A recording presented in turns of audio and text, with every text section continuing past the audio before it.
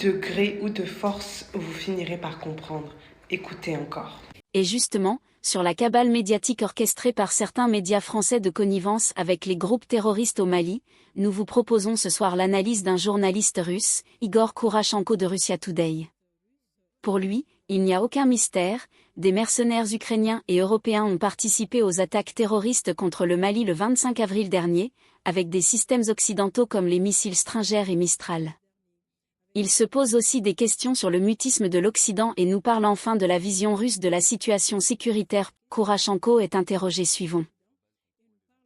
Bien avant la récente flambée des tensions au Mali, le service russe de renseignement extérieur avait publié un communiqué qui, à la lumière des événements actuels, prend aujourd'hui toute autre dimension.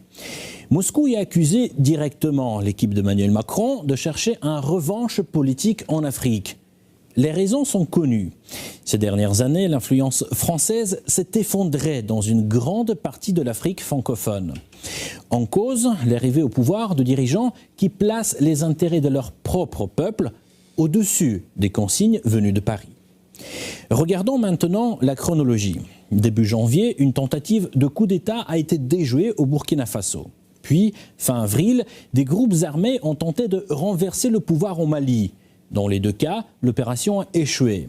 Les autorités sont restées en place. Reste alors une question centrale. Qui sont ces combattants et surtout, qui les soutient?